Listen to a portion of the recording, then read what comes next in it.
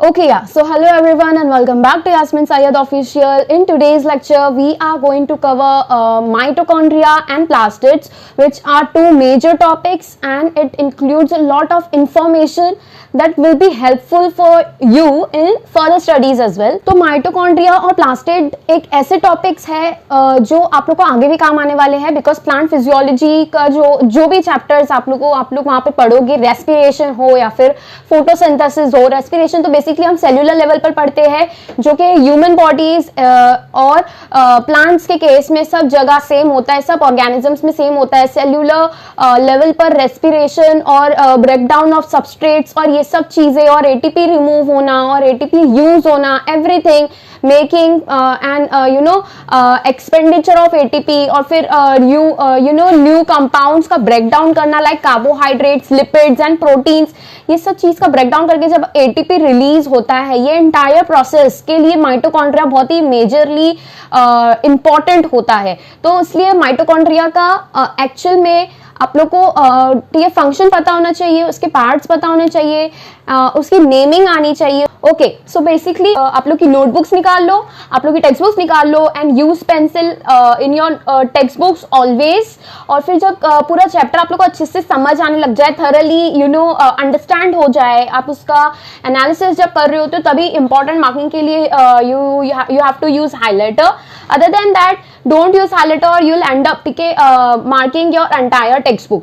तो use pencil and I always say कि NCERT reading series मैं स्पेशली करा रही हूँ, बिकॉज एनसीईआरटी से ही क्वेश्चंस आने के चांसेस है और एनसीईआरटी सबसे ज्यादा इंपॉर्टेंट है। और ये एक ऐसी टेक्स्ट बुक है जिसको समझना मुश्किल है, ठीक है, फॉर स्टूडेंट्स, ठीक है, बिकॉज यहाँ पर बहुत ही शॉर्ट लैंग्वेज में बहुत ही शॉर्ट स्टेटमेंट्स में बहुत मीनिंगफुल स्टेटमेंट्स होते हैं जिसको समझना बहुत इजी नहीं है। You can not interpret it from the beginning, so you require teacher for that. So NCERT का डेप्थ में एक्सप्लेनेशन हम कर रहे हैं अलॉन्ग विद एनसीईआरटी इटसेल्फ, ठीक है। तो हम टेक्स्ट बुक के साथ साथ उसका इंटरप्रिटेशन, उसका ट्रांसलेशन और वो क्या उसके अंदर क्या मीनिंग है और को रिलेट करके स्पेशली कैसे रीड करना चाहिए, कैसे समझना चाहिए टॉपिक्स को और कैसे टॉपिक वाइज आप चैप्टर खत्म करते जाओगे और फिर उसके बाद में टेस्ट देते जाओगे। ये सब चीजों से आप लोग का बायोलॉजी एक तरीके से स्ट्रेंथन होगा। तो just remove your books and pay attention when I am explaining some point. I also highlight the important statements. तो हर एक स्टेटमेंट को ध्यान से सुनो, हर एक एक्सप्लेनेशन आप लोग को अटेंटिवली समझ में आना चाहिए, ठीक है। तो उसके लिए आप लोग अटेंटिवली अटेंड करना पड़ेगा लेक्चर को, उसको देखना पड़ेगा, समझने की कोशिश करना पड़ेगा, रीड करना पड़ेगा एनसीईआरटी। और अगर भी अभी भी अगर कुछ नहीं समझ में आएगा तो गूगल पे जाके उसके हार्ड वर्ड्स के मीनिंग पता करने की कोशिश करो, वो प्रोसेस पता करने की कोशिश करो। और एक चीज के अगर आप लोगों को कोई outside the topic, outside the syllabus अगर कोई चीज अगर आप लोग के सामने आ रही है, आप लोग अगर कुछ ऐसे पढ़ने के लिए आप लोग कोचिंग में बोला जा रहा है, तो आई विल से यू कि उन चीजों पे इतना ज्यादा फोकस मत दो, ठीक है। आप लोग का जो फर्स्ट जो प्रायोरिटी होनी चाहिए वो होनी चाहिए एनसीईआरटी। उतना पूरा स्ट्रांग हो जाएगा ना, तो फिर आगे के क्वेश्चंस के लिए you can go outside the syllabus, लेकिन उसमें से भी क्वेश्चंस आने की probability is not even one question. तो आउटसाइड द सिलेबस क्वेश्चंस आने नहीं वाले हैं। एनसीईआरटी ही अपने आप में इतना लेंथी टेक्स्ट बुक है, इतना लेंथी उसके अंदर पोर्शन और कंटेंट भरा हुआ है कि उसको समझने के लिए ही अभी ऐसे क्वेश्चंस आने लगे हैं जो एक से दो टॉपिक से रिलेटेड रहे, ठीक है, और वो दो टॉपिक से निकल के जो कंक्लूजन आ रहा है वो आप लोग के पेपर में यूज हो सके। तो ऐसे क्वेश्चंस आ रहे हैं। तो doing questions from outside the syllabus, ऐसे क्वेश्चंस पे ध्यान दो कि एनसीईआरटी बेस्ड क्वेश्चंस है, एक से ज्यादा टॉपिक्स एनसीईआरटी के ही टॉपिक्स सब टॉपिक्स को यूज करके क्वेश्चन बनाया गया है। ऐसे क्वेश्चंस अगर आप करोगे तो कोरिलेट करके यहाँ की चीज यहाँ पे कैसे यूज करनी है, ये सब चीज आप लोग को समझ आ जाएगी। सो be careful when you are reading NCERT and listen to the lecture attentively. Let's get started. Okay, yeah. So hello everyone and welcome back to Yasmin Syed Official. Today we are basically going to cover mitochondria, plastids और ribosomes और last में cytoskeleton. मैंने previous lectures में बता चुकी हूँ कि हम पार्ट वाइज करेंगे, पार्ट्स में डिवाइड करेंगे लेक्चर्स को, but we are going to complete each and every organelle in detail. ठीक है, एनसीईआरटी के हिसाब से चलेंगे, जो भी पॉइंट्स दिए हुए हैं सब क्लियरली अंडरस्टैंड करते हुए सारे ऑर्गेनल्स को कंप्लीट करेंगे, no matter how many parts मुझे बनाना पड़े। 1 आवर के मैं पार्ट्स जो है लेक्चर्स के पार्ट्स बना रही हूँ। ठीक है, so today itself we will be completing this particular topic, that is mitochondria, plastids, ribosomes और साइटोस्केलेटन। अब आपको ये लेक्चर पूरा एंड तक के देखना है। बहुत इंपॉर्टेंट पॉइंट है कि आप लोग को एंड तक के क्यों देखना है, बिकॉज लास्ट में जो पार्ट आने वाला है दैट इज साइटोस्केलेटन, जो लास्ट में हम पढ़ने वाले, राइट, वो वाले पार्ट से 2023 में क्वेश्चन आया है। So it becomes really important कि आप बड़े बड़े टॉपिक्स पढ़ लो और उसके साथ में जो छोटे छोटे टॉपिक्स दिए हैं उस पर भी ध्यान दो। इट्स नॉट लाइक कि आप बड़े टॉपिक्स पढ़ लोगे, माइटोकॉन्ड्रिया हो गया या फिर प्लास्टिड्स हो गए, एंडोमेम्ब्रेन सिस्टम हो गया, और छोटे टॉपिक्स पे ध्यान नहीं दोगे कि ये क्या माइक्रोबॉडीज तो 2-3 लाइन का लिखा है, साइटोस्केलेटन तो थोड़ा सा छोटा सा पैराग्राफ है, तो यहाँ से क्वेश्चन आने की प्रोबेबिलिटी नहीं है। ऐसा नहीं है। ठीक है, आप प्रीवियस ईयर्स के पेपर्स देखो, उसके पैटर्न को समझने की कोशिश करो और इस हिसाब से पढ़ाई करो। ठीक है, एनसीईआरटी में कोई भी एक भी लाइन आपके छोड़ने की नहीं बनती है, because you can not take risk, कहीं से भी क्वेश्चन उठ के आ सकता है। So firstly today we are going to do mitochondria. पहले तो माइटोकॉन्ड्रिया समझेंगे। अब जो भी हमारा कल लास्ट लेक्चर में हुआ है, we are going to erase this because that is not required now. ठीक है, नाउ माइटोकॉन्ड्रिया में क्या है, mitochondria what kind of organelle it is, इसके अंदर क्या क्या ठीक है पॉइंट्स इंपॉर्टेंट है, एवरीथिंग विल डिस्कस टुडे। ठीक है, so starting from very first line. अच्छा, एक चीज मैं बता देती हूँ, वीडियो शुरू होने से पहले, लेक्चर शुरू होने से पहले मैं बता देती हूँ कि जो आप लोग के पास में टेक्स्ट बुक है एनसीईआरटी, ठीक है, उसको हर कोई इंटरप्रेट नहीं कर पाता है, समझ नहीं पाता है। So that is why I am making NCERT reading series. ठीक है, अभी करंटली क्या चल रहा है, एनसीईआरटी रीडिंग सीरीज चल रही है, जिसमें पूरे चैप्टर्स को मैं पार्ट्स में करा रही हूँ। ठीक है, इंशाल्लाह nextly will be doing one shot also, जैसे जैसे टाइम कम होता जाएगा will be doing one shot also. ठीक है, ताकि ठीक है मैनी स्टूडेंट्स जो लैग कर रहे हैं पोर्शन, वो सब वन शॉट देख के अपना सिलेबस कवर कर पाए। लेकिन now when you have time, ठीक है, हर एक पार्ट अच्छे से देखो, बिकॉज मैं लेक्चर के दौरान ही उसको रिवाइज करा रही होती हूँ, जिससे आप लोग का जो भी याद करने का भी जो टाइम जा रहा है वो यहाँ पर बच जाएगा, यहाँ पर ही आप याद करके चले जाओगे। तो it will not be like कि अब ये काम बाकी है, नहीं, वो लेक्चर में ही कंप्लीट हो जाएगा।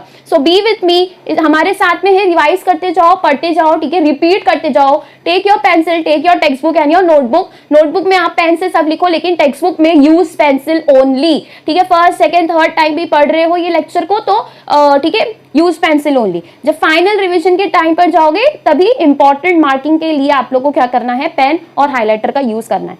ठीक है, so starting from the very first line of mitochondria. क्या होता है माइटोकॉन्ड्रिया, इसके बारे में सारी डिटेल्स समझेंगे, इसके फीचर्स समझेंगे। सो माइटोकॉन्ड्रिया, इसका सिंगुलर वर्ड क्या है, mitochondrion. Unless specifically stained, they are not easily visible under the microscope. बहुत सीधी भाषा में यहाँ लिखा है, कुछ भी इसके अंदर हार्ड नहीं है, टफ नहीं है। देखो, जब तक कि उसको स्पेसिफिकली स्टेन नहीं करेंगे, जब तक कि उसको कलर कोई डाइज आते हैं, स्टेनिंग प्रोसीजर होता है। ठीक है, ये हमने पढ़े हैं पहले के लेक्चर्स में। स्टेनिंग प्रोसीजर होता है जिसको ऑर्गेनल्स अपने अंदर लेते हैं, जिसकी वजह से वो हाईलाइट होके आते हैं। तो कुछ ऐसे होते हैं जो डेंसली स्टेन्ड हो जाते हैं, like for example Golgi complex, हमने पढ़ा था लास्ट लेक्चर में, गोल्जी अपैरेटस डार्कली स्टेन्ड हो जाता है। सो जब तक के माइटोकॉन्ड्रिया को स्टेनिंग नहीं देंगे, they will not be easily visible under the microscope. Microscope पे आप उसकी स्टडी नहीं कर सकते हो, बिकॉज वो दिखने में नहीं आएंगे जब तक कि उसको स्टेन नहीं किया जाएगा। स्टेनिंग के बाद में क्या होता है, वो हाईलाइट होके आते हैं, उसके बॉर्डर्स समझ में आते हैं। सो उसको जूम करके you can make a detail study, लेकिन unless and until you are not staining it, it will become difficult to do so. ठीक है, the number of mitochondria per cell is variable depending on the physiological activity of the cells. देखो, हर एक cell की activity अलग अलग होती है। जैसे कि एक स्पर्म सेल ले लो, ठीक है, एक एग सेल ले लो, ये आपके ठीक है, दिस आर जेनेटिक सेल्स। ठीक है, तो आप या तो एक स्पर्म सेल या तो एक ओवम ले लो, या तो फिर एक हिपैटोसाइट। हिपैटोसाइट क्या है, लीवर सेल्स है, राइट, हिपैटिक सेल्स भी जिसे हम कहते हैं, और एक हार्ट सेल्स ले लो। ठीक है, तो ये 3 तरीके के हम सेल्स ले रहे हैं। एक हिपैटोसाइट है, hepatocyte is what, your liver cells. ठीक है, लीवर सेल्स, और एक जगह हम लेंगे हार्ट सेल्स, और एक जगह स्पर्म लेंगे। ठीक है, क्या ये तीनों में नंबर ऑफ माइटोकॉन्ड्रिया सेम होगा? टेल मी, माइटोकॉन्ड्रिया सेम होगा? नहीं, सेम नहीं होगा। I'll tell you how. Hepatocyte का जो काम है बहुत ज्यादा काम होता है, राइट। तो यहाँ पर आप लोग को कुछ 400 से 2000 माइटोकॉन्ड्रियास देखने को मिलते हैं एक सेल में। हार्ट सेल हर second, even when you are sleeping, even when you do not eat, आप खाते हो, कोई न्यूट्रिशन आता है तब लिवर सेल्स ऑपरेट करते हैं, लेकिन हार्ट सेल्स तो आप लोग को जरूरी है, हार्ट की एक्टिविटी तो आपको जरूरी है, ठीक है, फॉर योर सर्वाइवल, ठीक है। तो हार्ट सेल्स का सबसे ज्यादा काम होता है यहाँ पर 4000 से, ठीक है, 7000 तक के माइटोकॉन्ड्रियास मिलते हैं। जैसे कि स्पर्म सेल में अगर देखो तो इसका रोल इतना ज्यादा नहीं है, ठीक है, only at the time of, ठीक है, रिप्रोडक्टिव प्रोसेसेस इसका काम आता है, ठीक है, स्पर्म सेल की एनर्जी प्रोवाइड करने के लिए इसका काम होता है। देयरफॉर यहाँ पर 70 to 75 ही होते हैं, 70 से 75 जो है आप लोग को माइटोकॉन्ड्रियास मिलते हैं। So you can see it very clearly, ठीक है, वेरिएबल नंबर ऑफ माइटोकॉन्ड्रियास मिल रहे हैं according to the type of organelle, ठीक है, जो ऑर्गेनल की हम बात कर रहे हैं उस हिसाब से अलग अलग टाइप ऑफ, अलग अलग नंबर में, अमाउंट में माइटोकॉन्ड्रिया मिलता है। माइटोकॉन्ड्रिया का रोल क्या है, जहां पर ज्यादा एक्टिविटी हो रही है, जैसे कि यहाँ पे लिखा है फिजियोलॉजिकल एक्टिविटी जो है सेल्स की, उस हिसाब से आप लोग को, ठीक है, माइटोकॉन्ड्रियास मिलते हैं। तो फिजियोलॉजिकल एक्टिविटी के ऊपर क्यों डिपेंडेंट है, because mitochondria is a powerhouse of the cell, जिसके अंदर से आप लोग को एनर्जी मिलती है। तो जिसको ज्यादा एक्टिविटी करना पड़ रहा है, उसको ज्यादा एनर्जी की रिक्वायरमेंट होगी, तो वहां पर माइटोकॉन्ड्रिया के नंबर ज्यादा होने चाहिए। तो इसीलिए मैंने आपको ये एग्जांपल्स बताए हैं। एग्जांपल्स बिल्कुल भी याद करने की जरूरत नहीं है, ये आप लोग को कहीं पे भी नहीं लिखा हुआ है कि माइटोकॉन्ड्रिया ये वाले सेल में इतने हैं, ये वाले सेल में इतने हैं, जस्ट फॉर योर अंडरस्टैंडिंग कि देखो हर एक फिजियोलॉजिकल एक्टिविटी के हिसाब से नंबर ऑफ माइटोकॉन्ड्रिया डिफर करते हैं। तो इसलिए मैंने आप लोग को ये एग्जांपल्स बताए हैं, ठीक है। फिजियोलॉजिकल एक्टिविटी समझ आ गया कि उसको कितना काम है, क्या क्या उसके पर, ठीक है, एक्टिविटीज दी गई है, क्या क्या उसके काम है, ठीक है। Number of mitochondria per cell is variable depending on the physiological activity of the cells. ये एग्जांपल्स के साथ हम समझ गए। In terms of shape and size also, ठीक है। तो अभी हमने इसकी नंबर्स, इसके अमाउंट पे बात कर ली। अब इसकी शेप और साइज की बात करें तो वहां पर वेरिएबिलिटी ऑब्जर्व होती है। मोस्ट कॉमनली हमें सॉसेज शेप के माइटोकॉन्ड्रियाज मिलते हैं, लेकिन इसके अलावा दूसरे शेप के भी माइटोकॉन्ड्रियाज होते हैं, जैसे कि सिलिंड्रिकल शेप के होंगे, ठीक है। तो ये दो शेप आप लोग को टेक्स्ट बुक में दिए। एक तो सॉसेज शेप कैसा होता है, this is your sausage shape, इस तरीके से आप लोग को माइटोकॉन्ड्रियाज मिलेंगे, ये शेप के माइटोकॉन्ड्रियाज मिलेंगे। So this is sausage shape या फिर सिलिंड्रिकल फॉर्म में भी मिल सकते हैं। So these are the shapes of mitochondrias, जिसका डायमीटर 0.2 से 1 माइक्रोन हो सकता है। एवरेज देखेंगे तो 0.5 माइक्रोन समझ के चल सकते हैं। So these are the features that are written over here, ठीक है, जिसके अंदर से सबसे इंपॉर्टेंट ये था कि अलग अलग ऑर्गेनल, अलग अलग सेल के हिसाब से अलग अलग माइटोकॉन्ड्रिया के नंबर देखे जाते हैं, ठीक है, जिसके एग्जांपल्स हमने यहाँ पे समझ लिए। So main thing that is important over here was कि नंबर इसके वेराई करते हैं according to the physiological activity of the cells. Typically कैसे मिलते हैं हमको, सॉसेज शेप या सिलिंड्रिकल हैविंग और diameter of this average 0.5 mu metre, ये हमने डायमीटर समझा। लेंथ कितना, 1 से लेके 4.1 म्यूमीटर या फिर 1 से लेके 4.1 माइक्रोन कह दो, इतना उसका लेंथ हमें मिलता है, ठीक है। Each mitochondrion is a double membrane, देखो each mitochondrion it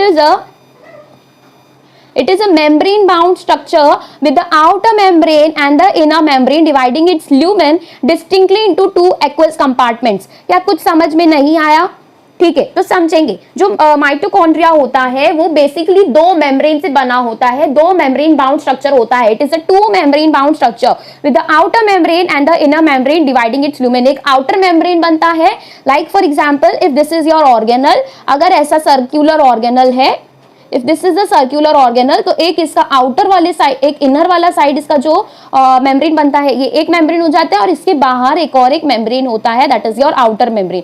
तो ये आउटर मेम्ब्रेन हो गया और ये इनर मेम्ब्रेन हो गया, और ये एक्चुअली इनसाइड स्पेस हो गई जो इसके अंदर मिलती है। This is the inside space,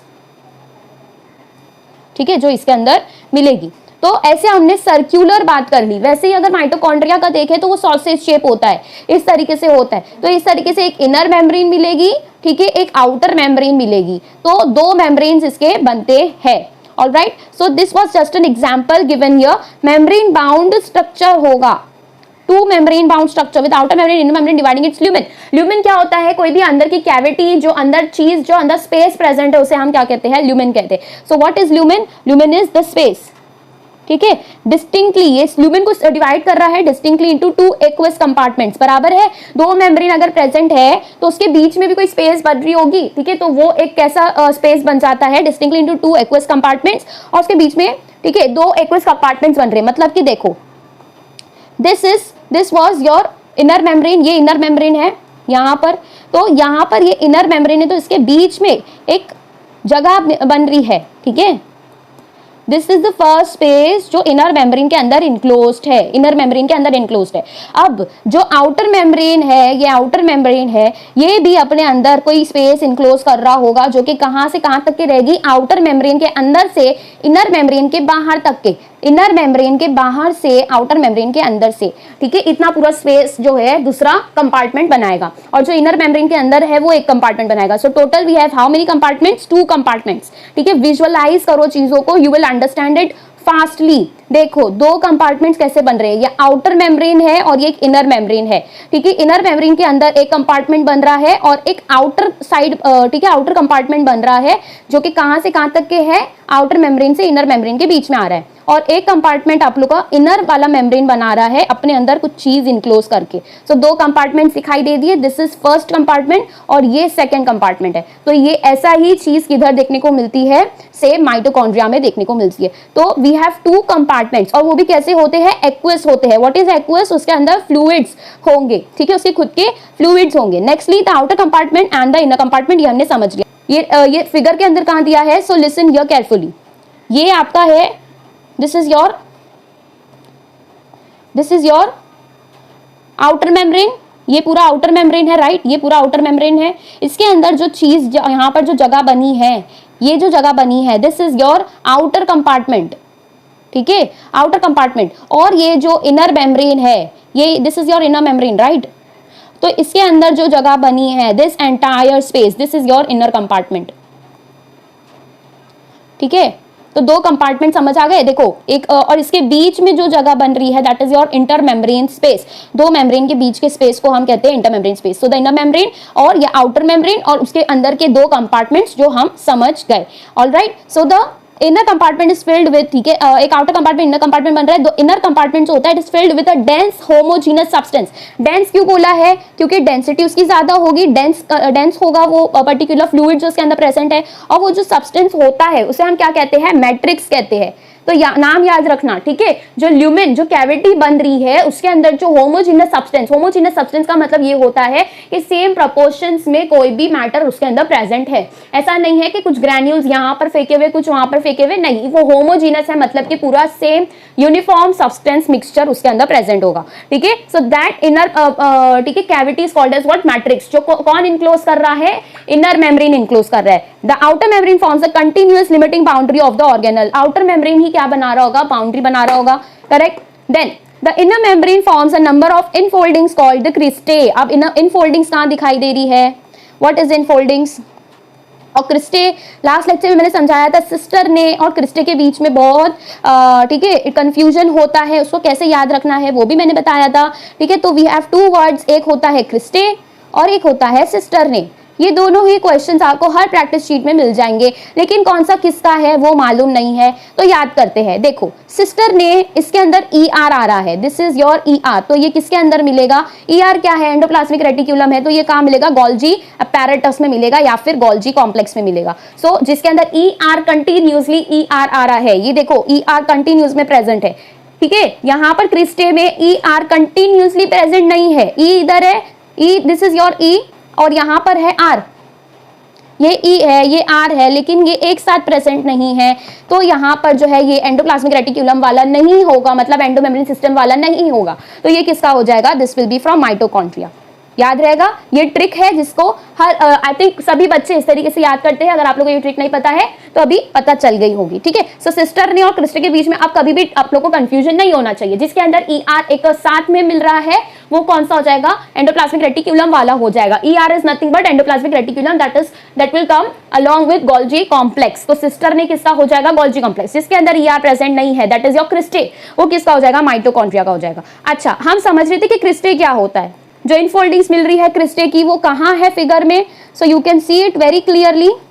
ये देखो, ये इनर मेम्ब्रेन है, ये अपने अंदर इनफोल्डिंग्स बना रहा है। ये अगर नहीं होता, ठीक है, लुक हियर, ये अगर नहीं होता सो ये पूरी स्पेस आप लोग को मिल गई होती। ये पूरी स्पेस कैसी है, ये पूरी स्पेस एक ल्यूमेन है, ठीक है, एक कैविटी है, लेकिन इसके अंदर एक इनफोल्डिंग्स दिखाई दे रही होगी, ठीक है। दिस इज योर इनफोल्डिंग्स, ठीक है, जो इसके अंदर की तरफ ठीक है, बन रही है, जो इसके अंदर की तरफ इवॉल्व हो रही है।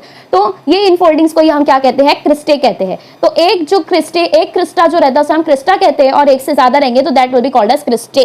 ठीक है, अब क्रिस्टे समझ आ गया। इनफोल्डिंग्स बन रही है किधर की तरफ, इनर कंपार्टमेंट की तरफ। इनर कंपार्टमेंट जो आप लोग का है that is your matrix, towards the matrix जो इनफोल्डिंग्स बन रही है दैट इज योर क्रिस्टे। ठीक है, so now you have seen the cristae in the diagram as well. So it forms the inner membrane. ये जो क्रिस्टे बन रहे हैं, जो फोल्डिंग्स बन रही है, ये कौन बना रहा है, that are nothing but the extensions of inner membrane. Inner membrane के एक्सटेंशंस होंगे। So the number of infoldings, ठीक है, कौन सा नंबर, बहुत सारे इनफोल्डिंग्स देखने को मिलते हैं, that is called as what, cristae. Towards the matrix, कौन से साइड देखने को मिल रहा है, मैट्रिक्स के साइड देखने को मिल रहा है। मैट्रिक्स साइड कौन सा है, इनर वाला पार्ट है। Nextly the cristae increases the surface area. Of course कोई भी इनफोल्डिंग्स आप लोग को अगर देखने को मिल रही है तो वो क्या कर रही है, सरफेस एरिया इंक्रीज करने का काम कर रही है। The two membranes have their own specific enzymes associated with the mitochondrial function. जो दो मेम्ब्रेन होते हैं they have their own specific enzymes associated mitochondrial function. हर एक मेम्ब्रेन का अलग अलग काम है, अलग अलग चीजों के लिए वो परमिएबल होती है, सिलेक्टिवली परमिएबल होती है, तो उनके पास में अलग अलग एंजाइम्स प्रेजेंट होते हैं उनके पर्टिकुलर काम के लिए।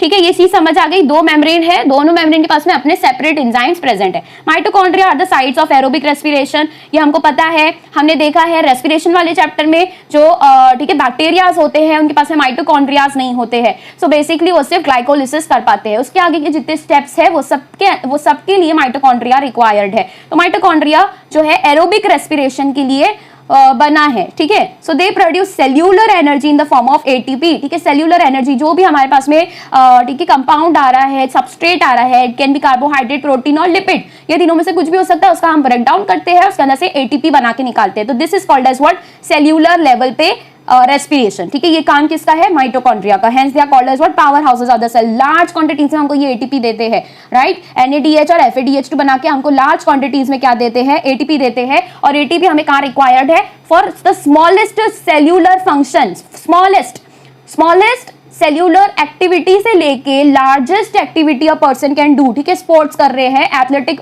एक्टिविटीज कर रहे हैं, तो सबके लिए एटीपी रिक्वायर्ड है। तो ये कौन दे रहा है हमको, माइटोकॉन्ड्रिया। ठीक है, क्योंकि हम कोई भी सबस्ट्रेट्स जो फूड लेते हैं उसके अंदर से कार्बोहाइड्रेट्स मिलते हैं, कुछ अलग अलग न्यूट्रिएंट्स मिलते हैं, राइट। तो वो सारे न्यूट्रिएंट्स का ब्रेकडाउन करके उसके अंदर से एटीपी निकालने का काम किसका है, माइटोकॉन्ड्रिया का। ठीक है, the matrix also possess single circular DNA molecule, a few RNA molecules, ribosomes, कौन सा वाला, 70S वाला, and the components required for synthesis of proteins. अब कौन सी चीजें इसके अंदर मिलती है, देखो। एक तो हमारे पास में जीनोमिक DNA होता है, ठीक है, जो हमारे हर एक सेल में प्रेजेंट होता है। इसके अलावा कुछ ऐसे ऑर्गेनल्स होते हैं, गौर से सुनो, कुछ ऐसे ऑर्गेनल्स होते हैं जो अपना खुद का प्राइवेट DNA मॉलिक्यूल पजेस करते हैं। ठीक है, तो ये भी चीज बहुत इंपॉर्टेंट याद रखने की चीज है कि माइटोकॉन्ड्रिया के पास में क्या होता है, अपना प्राइवेट DNA मॉलिक्यूल होता है। कैसा होता है वो, डबल स्ट्रैंडेड होता है। डबल स्ट्रैंडेड DNA होगा, कैसा होगा, सर्क्यूलर होगा, याद रखेंगे। ठीक है, सर्क्यूलर DNA मॉलिक्यूल होता है, लेकिन ये कैसा है, एक ही प्रेजेंट है।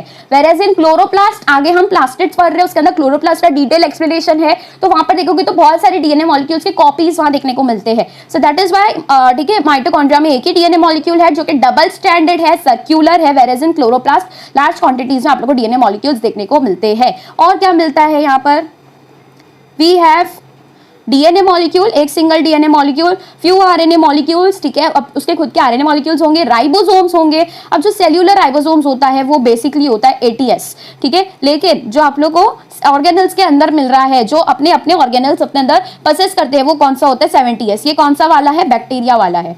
ठीक है, जो बैक्टीरियाज में मिलता है ये वो वाला 70S वाला है। The components required for synthesis of proteins, protein synthesis के लिए जो भी कंपोनेंट्स रिक्वायर्ड होते हैं, जैसे कि राइबोसोम्स हो गया, RNA मॉलिक्यूल्स हो गए, ये सारे आ जाते हैं। ठीक है, the mitochondria divide by fission, mitochondria की ठीक है अमाउंट इंक्रीज करनी है तो वो कैसे करते हैं, वो खुद को डिवाइड करते हैं बाय फिशन।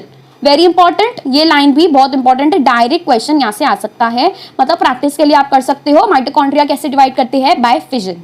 फिजन क्या होता है, ये एक माइटोकॉन्ड्रिया है, इसको डिवाइड करना है तो इस तरीके से ये नॉच बनाएगा और डिवाइड हो जाएगा, दो बन गया, this is your binary fission. यही फिजन किसके अंदर देखने को मिलता है, माइटोकॉन्ड्रियाज में। Nextly we are going to start with plastids. छोटा सा लेक्चर बनेगा आई थिंक आज का, लेकिन बहुत अच्छे टॉपिक्स आज हम कवर करने वाले। सो प्लास्टिड्स में क्या है, plastids are found in all plant cells and in euglenoids. सबसे पहले तो ये समझना जरूरी है कि प्लास्टिड्स कहाँ मिलते हैं, प्लास्टिड्स का काम क्या है और प्लास्टिड्स का रोल क्यों प्रेजेंट होते हैं, ये सब समझना जरूरी है। सो प्लास्टिड्स में बेसिकली क्या करते हैं, वो अपने अंदर स्टोर करते हैं क्या, पिगमेंट्स। पिगमेंट्स क्या होते हैं, कलर्स होते हैं जो दूसरों को कलर डिराइव करके देते हैं, these are called as what, pigments. तो प्लास्टिड्स एक ऐसे टाइप ऑफ ऑर्गेनल होते हैं जिसके अंदर पिगमेंट स्टोर किए हुए होते हैं। We have a variety types of plastids, ठीक है, 3 तरीके के प्लास्टिड्स आते हैं, ठीक है। एक is first is chloroplast,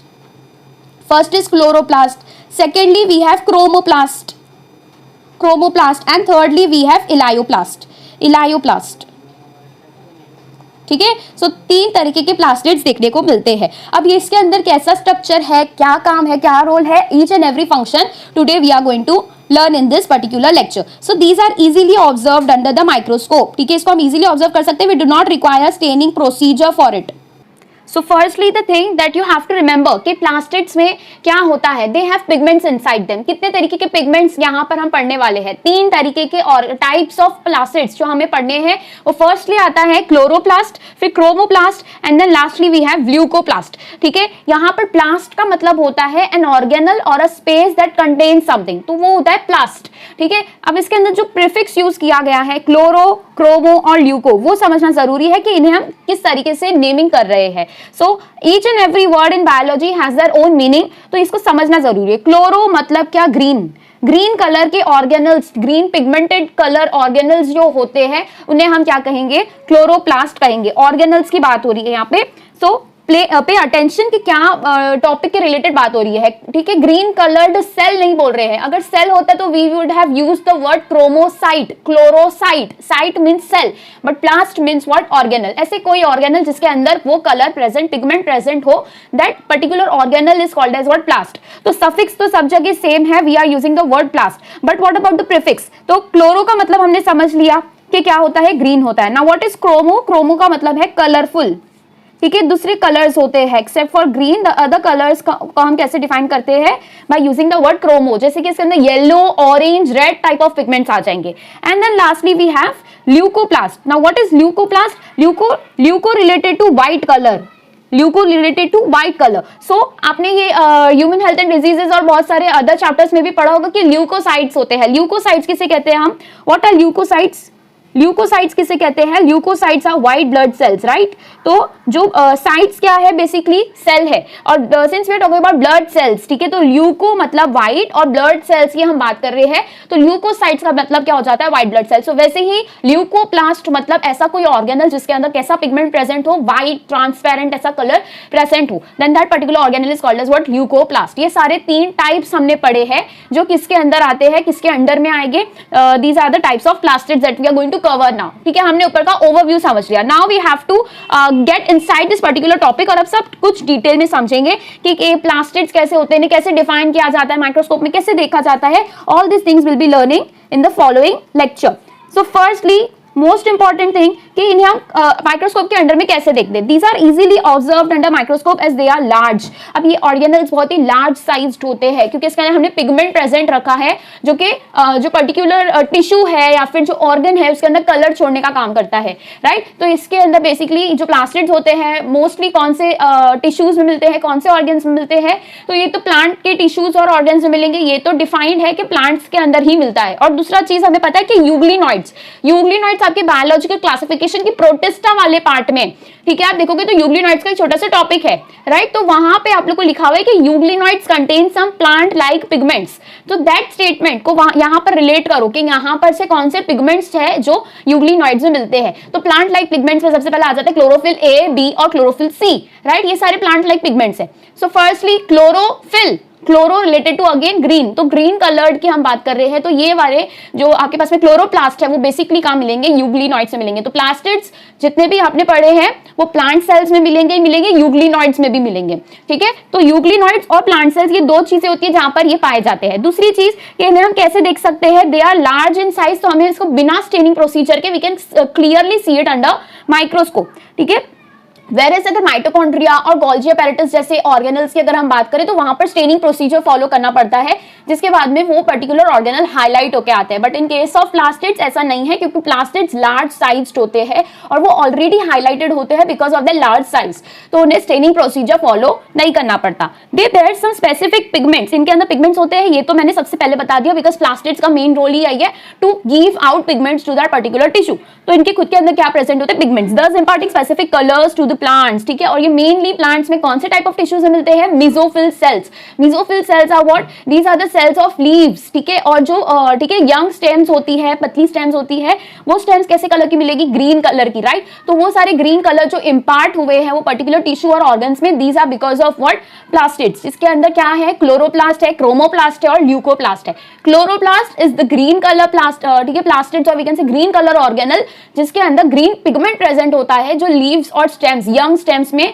colour इंपार्ट करता है। Based on the type of pigments, plastids can be classified into chloroplast, chromoplast and leucoplast. यही दिया हुआ है आप लोग के एनसीईआरटी में। ठीक है, the chloroplast contain chlorophyll, chlorophyll, phyll is what, colour basically, तो ग्रीन कलर इसके अंदर प्रेजेंट होता है, एंड कैरोटिनॉइड पिगमेंट्स। अब ये कैरोटिनॉइड पिगमेंट्स के अंदर क्या आता है, we have to first understand that. देखो, वी हैव क्लोरोफिल, क्लोरोफिल कैसा कलर हो गया, ग्रीन कलर हो गया, ये तो पता है, राइट। क्लोरोफिल कैसा कलर हो गया, ग्रीन कलर। कैरोटिनॉइड पिगमेंट्स कौन से होते हैं, कैरोटिनॉइड पिगमेंट्स में बेसिकली येलो से रेड कलर के बीच में जो रेंज गिरती है, येलो से red colour, these pigments are called as what, carotenoid pigments. तो जो ज़ैंथोफिल्स होते हैं, ज़ैंथोफिल्स में बेसिकली क्या मिलता है, येलो और ऑरेंज कलर मिलता है। ठीक है, येलो एंड ऑरेंज कलर। ठीक है, तो वैसे ही अगर बात करेंगे कैरोटिनॉइड्स में, तो कैरोटिनॉइड्स में you have three types of colours. ठीक है, पूरा रेंज आता है इसके अंदर कैरोटिनॉइड्स में, and the range is from yellow to orange, yellow to red. तो इसके बीच में ऑरेंज है, थोड़ा डार्क येलो है, थोड़ा लाइट रेड है, ये सारे पिगमेंट्स आ जाते हैं। ये पूरा रेंज किसके अंदर कवर होता है, तो कैरोटिनॉइड्स में होता है। तो ऐसे पिगमेंट्स आप लोग को कहां मिलेंगे, these will be found under chloroplast. ठीक है, ये चारों पिगमेंट्स, ठीक है, येलो, ऑरेंज, रेड और उसके साथ में chlorophyll that is green pigments के पूरा काम मिल रहा है क्लोरोप्लास्ट में मिल रहा है। These are responsible for trapping light energy essential for photosynthesis. ये पूरा आप लोग को अभी समझ आए ना आए, आगे एक चैप्टर आने वाला है फोटोसिंथेसिस, जिसके अंदर हम डीप में समझेंगे कि ये कलर्स का क्या रोल होता है लाइट एनर्जी ट्रैप करने का। ठीक है, pigments which are responsible for trapping, ये सारे पिगमेंट्स क्या करते हैं, लाइट एनर्जी को ट्रैप करते हैं। अभी के लिए इतना समझ लो, ये बेसिक है, कैसे होता है, what is the mechanism, everything will be learning in photosynthesis. अभी इतना समझ लो कि ये जो पिगमेंट्स होते हैं, ठीक है, एक PS1 होता है, PS2 होता है, तो ये सारे जो पिगमेंट्स होते हैं वो लाइट एनर्जी को ट्रैप करते हैं अपने अंदर। उसके बाद में क्या होता है, this is essential for photosynthesis. अब ये एनर्जी जो अपने अंदर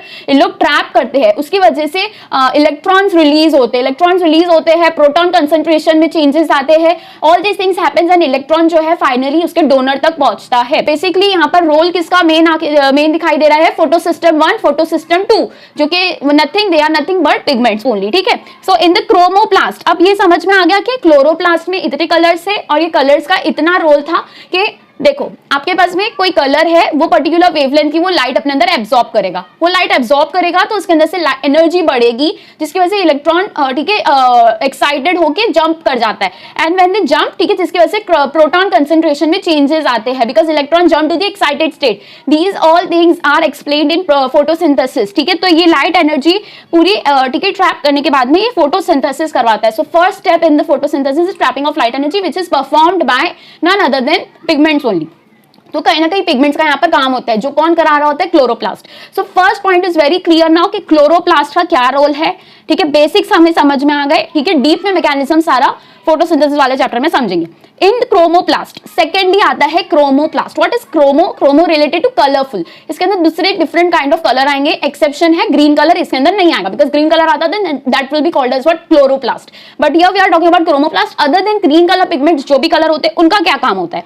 सो क्रोमोप्लास्ट में क्या होता है, in chromoplast fat soluble carotenoid pigments like carotene, ठीक है, xanthophylls and others are present. So सबसे पहले कैरोटिनॉइड्स में कैरोटीन आता है। Carotene is nothing but the whole range from yellow to red. ठीक है, और ज़ैंथोफिल्स में स्पेशली येलो और ऑरेंज कलर आता है, रेड कलर इतना नहीं आता है, और ऐसे सारे पिगमेंट्स इसके अंदर प्रेजेंट होते हैं। तो कैरोटिनॉइड पिगमेंट्स दो तरीके के आप लोग बताए गए, कैरोटीन है और दूसरा ज़ैंथोफिल है। कैरोटीन में you have whole 3 colour, xanthophyll में you just have yellow and orange type of colours. तो ऐसे कलर्स तीनों, ये सारे कलर्स, ये सारे पिगमेंट्स इसके अंदर देखे जाते हैं। These are called as what? Chromoplast. This gives the part of a plant, ठीक है, अ येलो, ऑरेंज और रेड कलर। रेड कलर किसकी वजह से मिलेगा? कैरोटीन की वजह से। येलो और ऑरेंज कलर दोनों की वजह से मिलेगा, from carotene as well as from ज़ैंथोफिल्स।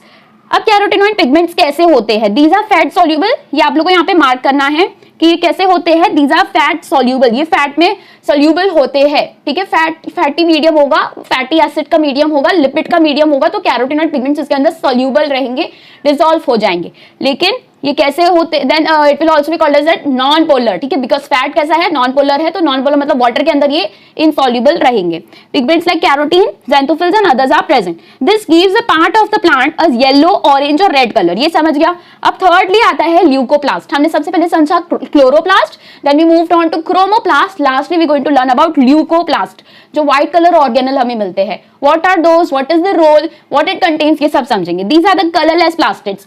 Transparent white type of color as I have told you. तो यही इसके अंदर मिलता है। These are colorless plastids of varied shapes and sizes with stored nutrients. इसके अंदर 3 तरीके के nutrients आपको देखने को मिलते हैं। First very important point. दूसरा इसका कलर क्या है? ये colorless होते हैं, या फिर आप समझ लो white transparent color इनका होता है।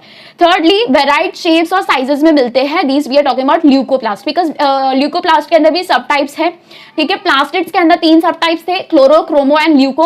अब ल्यूको के अंदर भी सब टाइप्स है, जिसकी वजह से हमें शेप्स और साइजेस में वेरिएशंस देखने को मिलता है। And what is the sub types in leucoplast देखेंगे।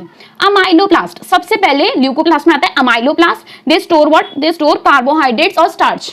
सो बेसिकली हमने बायोमोलिक्यूल्स में या फिर दूसरे कई चैप्टर्स में बायोलॉजी में पढ़ा होगा अमाइलेज। अमाइलेज एक ऐसा एंजाइम है जो ब्रेक डाउन करता है किसका? स्टार्च का। किस में हेल्प करता है ये? Break down of starch. तो ये कौन करा रहा है? This is because of the enzyme amylase. And we all know कि एंजाइम्स में जब एज लगता है वो कौन सा टाइप का एंजाइम हो जाता है? ब्रेक डाउन वाला। तो ये अमाइले का क्या मतलब था? अमाइल मतलब क्या? स्टार्च। जैसे कि प्रोटीएजेस, प्रोटीन्स को हम प्रोटी के प्रीफिक्स लगाते हैं उसका, और उसके बाद में सिंस इट्स एंजाइम तो हम क्या लगाएंगे? एज लगाएंगे। तो proteases for break down of proteins, nucleases, nucleic from the word nucleic acid, ठीक है। And since we are breaking it so the enzyme will be, ठीक है, सफिक्स्ड विद एज, तो ये क्या हो जाएगा? न्यूक्लिएजेस। तो इस तरीके से we are using the word amylase for this particular breakdown of this particular compound, ठीक है। तो अमाइलेज, अमाइल क्या होता है? This is starch only. Amyl मतलब स्टार्च। तो हमने ये शुगर टाइप पढ़ा होगा, पर कार्बोहाइड्रेट में शुगर होता है जिसे हम कहते हैं अमाइलोज। ये एक टाइप ऑफ कार्बोहाइड्रेट है which is okay again a type of starch only. तो carbohydrate starch is one of the same type. So इनको जब ब्रेक डाउन कराना होता है वी रिक्वायर अमाइलेज। तो यहाँ पर अगर देखो तो अमाइलोप्लास्ट वर्ड यूज किया गया है। अभी इजीली समझ जाएगा कि अमाइलोप्लास्ट का क्या मतलब होता है, because amylo related to starch, और स्टार्च कंटेनिंग प्लास्ट को, प्लास्ट इज व्हाट? ऑर्गेनल। ऐसे प्लास्ट को हम क्या कहेंगे? अमाइलोप्लास्ट कहेंगे। ये किसका सब टाइप पढ़ रहे हैं हम? फर्स्ट सब टाइप ऑफ ल्यूकोप्लास्ट। तो अमाइलोप्लास्ट हो जाता है। ये क्या करेंगे? अपने अंदर स्टोर करेंगे कार्बोहाइड्रेट्स। सेकेंडली, अच्छा, कार्बोहाइड्रेट स्टार्च सबसे ज्यादा आप लोगों को कहाँ मिलता है? बहुत कॉमन एग्जाम्पल इसका क्या है? तो पोटैटो। पोटैटो में you get to see starch. तो बेसिकली पोटैटो के अंदर जो भी प्लास्टिड्स प्रेजेंट होते हैं, ऐसा क्वेश्चन आ सकता है, what kind of plastids do potato, ठीक है, consist of? So it consists of what? It consists of amyloplast. It's a type of what? Leucoplast which come under okay plastids. फिर next आ जाता है elaioplast. They store what? Oils and fats. ठीक है, अभी ये इसको याद करने का मैं ट्रिक भी बताऊंगी। इलायोप्लास्ट के अंदर क्या आ जाएगा? Plast is again your this, ठीक है, organelle that contain something. Elaio related to any fatty acid. Fatty acid में ऑयल्स आ जाते हैं, फैट्स आ जाते हैं। तो ये जो भी स्टोर करता है ऐसे प्लास्टिड्स को हम क्या कहेंगे? इलायोप्लास्ट कहेंगे, ठीक है। Nextly we have the aleuroplast, store what? Proteins. अब इसको याद कैसे करना है? 3 तरीके के नाम हमें दिखाई दिए हैं। सबसे पहले वी हैड माइलोप्लास्ट, अमाइलोप्लास्ट, ठीक है। सेकेंडली वी हैड इलायोप्लास्ट,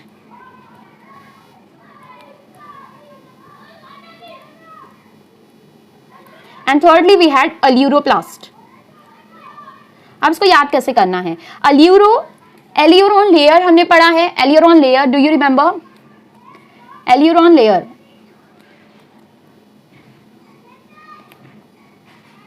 ये कौन से चैप्टर में पढ़ा था हमने? एलियोरॉन लेयर किसमें मिलता है? जो प्लांट रिप्रोडक्शन वाला पार्ट है उसके अंदर जो सीड्स फॉर्म होती है, सीड्स के पास में कवरिंग होती है एलियोरॉन लेयर की। और एलियोरॉन लेयर क्या होता है? बेसिकली एक प्रोटीनिशियस लेयर होता है। तो जो एलियोरॉन होता है वो दूसरा, ठीक है, it's a second word for the word protein. तो प्रोटीन को बायोलॉजिकली वी से एलियोरॉन, बिकॉज प्रोटीन जिसके अंदर प्रेजेंट होता है, प्रोटीन के अंदर जो चीज प्रेजेंट होती है that is nothing but एलियोरॉन।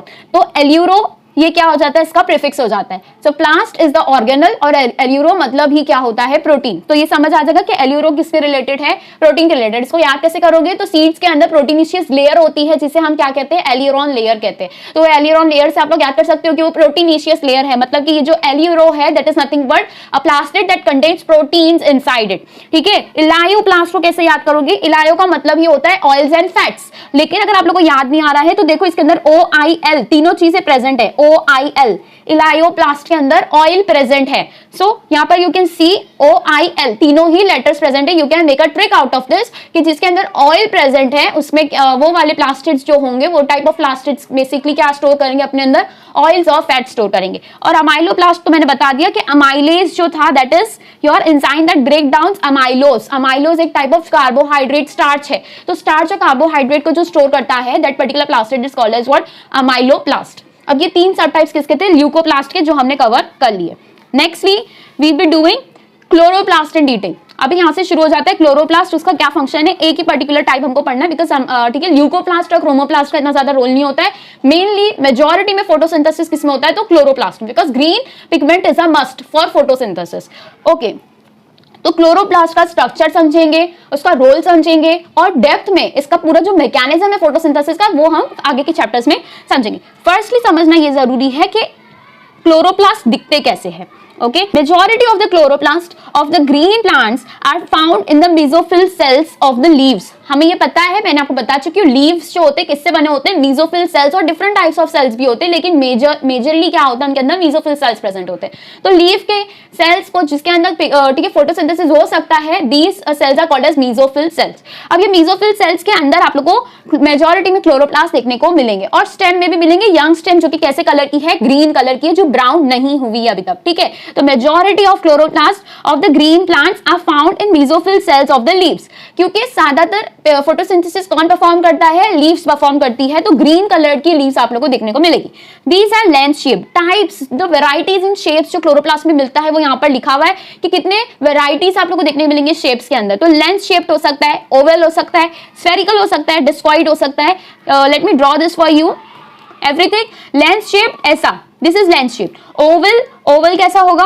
Of course this is oval. Spherical circle में होगा। डिस्कॉइड कैसा होता है? Discoid is something like this, इस तरीके से डिस्कॉइड शेप में होगा।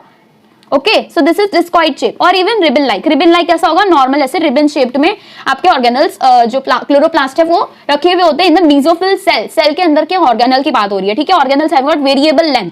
अब इनकी लेंथ और वेथ भी वेरिएबल होती है, जो याद करने की इतनी जरूरत नहीं है, because it is length and width कभी भी पूछा नहीं जाता है। But just to make it clear imagination, length देख लो इसका 5 to 10 म्यूमीटर या फिर 5 to 10 माइक्रोन कह दो, और वेथ इसका कितना है? 2 to 4 म्यूमीटर में ये इतना इसका dimensions है। okay, that number varies from 1 per cell of the Chlamydomonas. What is Chlamydomonas?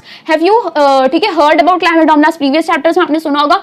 Chlamydomonas एक सिंगल सेल्ड एल्गे है। Chlamydomonas क्या है? ये एक सिंगल सेल्ड एल्गे है। सिंगल सेल्ड एल्गे जो आप लोगों ने बायोलॉजिकल क्लासिफिकेशन में समझा होगा कि इसको पहले प्रोटिस्टा में मिसअंडरस्टूड करके इसे प्रोटिस्टा में डाल दिया था। तो बॉटनिस्ट है उनके लिए अगर देखेंगे तो क्लैमिडोमोनास ठीक है it's a part of plant. ठीक है, जो एल्गे में आते हैं, जो सिंगल सेल्यूलर होते हैं। तो cyanobacteria does not come under algae even though it is single celled, मगर क्लैमिडोमोनास कम्स अंडर एल्गे, जो आप लोग पढ़ने वाले हो in the plant kingdom as well. So Chlamydomonas आ जाता है। इसके अंदर कितने क्लोरोफिल आप लोगों को मिलेंगे? 1 क्लोरोफिल पर सेल देखने को मिलता है।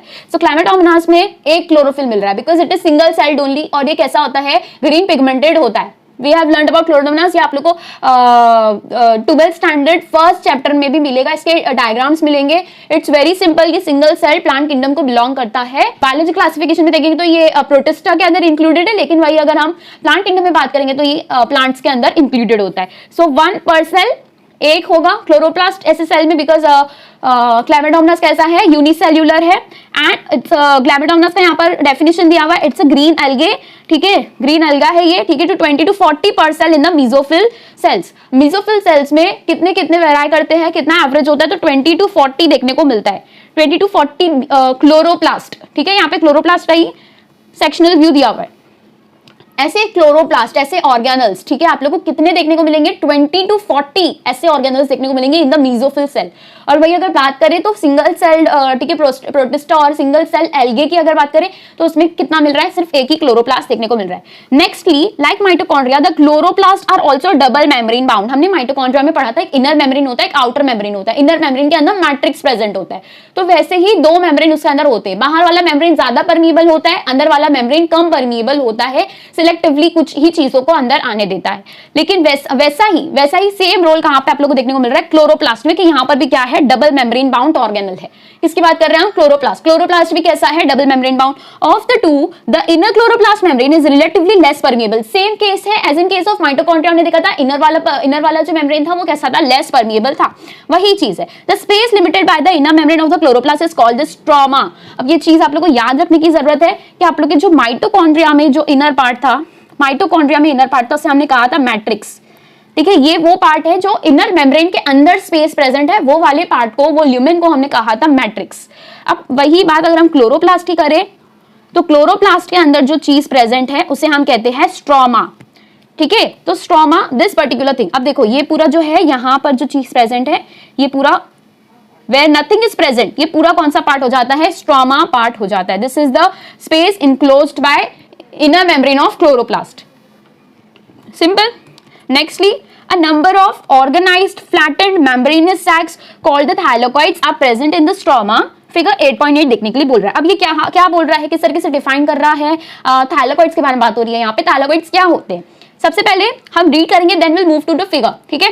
देखो, a number of organized flattened membranous sacs, ठीक है, ऑर्गेनाइज्ड मैनर में पहले बात तो ये रखा हुआ है। दूसरा फ्लैटेंड है, ठीक है, कोई स्फेरिकल, कोई ओवल वगैरह शेप नहीं है, फ्लैटेंड डिस्क शेप है, डिस्क जैसा शेप्ड है। तो फ्लैटेंड मेम्ब्रेनियस सैक, मेम्ब्रेनियस क्यों बोला है कि ये जो सैक है, जो ये चीजें इनक्लोज कर रहे हैं अपने अंदर, ये पर्टिकुलर जो स्पेस है ये मेम्ब्रेनियस है, मतलब इसके पास में खुद के मेम्ब्रेन प्रेजेंट है। वो कौन सी चीज आप लोगों को दिखाई दे रही है, जो फ्लैटेंड पड़ी हुई है और ठीक है मेम्ब्रेनियस भी है और ऑर्गेनाइज्ड मैनर में रखी हुई है। ऑफ कोर्स ये जो चीजें हैं, ठीक है, ये डिस्क शेप है, फ्लैटेंड है, राइट। ये सारी चीजें जो डिस्क शेप है, फ्लैटेंड और ऑर्गेनाइज्ड मैनर में रखी हुई है, अगर आप देखो गौर से तो ये बड़ी ऑर्गेनाइज्ड मैनर में रखी हुई है। अब ये कैसी है, मेम्ब्रेनियस है, मतलब ये एक पर्टिकुलर डिस्क शेप को आप ठीक है जूम करके देखोगे तो यहाँ पर इसका क्या है, मेम्ब्रेन है। हर एक थैलाकोइड का क्या है, मेम्ब्रेन है। तो एक पर्टिकुलर थैलाकोइड, ये पूरा ऑर्गेनाइज्ड जो है इसे हम कहते हैं ग्रैनम, ठीक है। ये जो पूरा ऑर्गेनाइज्ड मैनर पे रखा हुआ है इसे हम कहते हैं ग्रैनम। एक पर्टिकुलर ग्रैनम को हम ग्रैनम कहेंगे, बहुत सारे ग्रैना आ जाएंगे, then that will be called as what, grana. तो ये पूरा जो ऑर्गेनाइज्ड मैनर में कलेक्टिवली रखा हुआ है that is called as granum. लेकिन उसके अंदर जो किससे बना है, वो उसके जो यूनिट्स है उसे हम कहते हैं थैलाकोइड्स। और हर एक थैलाकोइड कैसा होता है, मेम्ब्रेनियस होता है। So we are talking about the whole collection that is called as what, that is called as granum, whereas the singular sac-like structure that is present in a flattened manner and in an organized manner that is called as what, thylakoids. Number of organized flattened membranous sac called thylakoids are present in the stroma. और ये कहाँ पर फैले हुए हैं, बिखरे हुए हैं, these are present in stroma. Stroma क्या है, the part, ठीक है, enclosed by the inner membrane of the chloroplast, ठीक है। Nextly, the thylakoids are arranged in stacks like the piles of coins, ठीक है। What is written over here? थैलाकोइड्स जो होते हैं किस तरीके से अरेंज किए हुए होते हैं, ऑर्गेनाइज किए हुए होते हैं, वो बताया है। Thylakoids are arranged in stacks.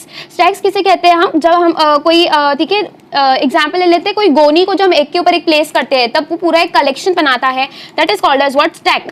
Stack की तरह हम उसे रखते हैं like piles of coins. Example के तौर पे अगर आप लोग को इमेजिन कराने के लिए बताया गया है कि हम ठीक है सिक्के जमा करते हैं, जब उसको हम ऐसे पाइल्स के फॉर्म में रखते हैं, एक उसका कलेक्शन खड़ा करते हैं, तो वो कैसे बनाता है, पूरा एक लॉन्ग ठीक है चेन बनाता है, ठीक है, जब उसे हम खड़ा करते हैं तो that is called as what, piles. इसे हम जब एक के ऊपर एक रखते हैं सिक्कों को तो then we get a piles of coins, ठीक है, we get what, piles of coins. उसी तरीके से क्या रखे हुए होते हैं, थैलाकोइड्स रखे हुए होते हैं इन द क्लोरोप्लास्ट। क्लोरोप्लास्ट के अंदर हमें थैलाकोइड्स मिलते हैं। I have showed you thylakoids क्या होते हैं। So these are the thylakoids. ये एक पर्टिकुलर क्या है, ये एक पर्टिकुलर थैलाकोइड है।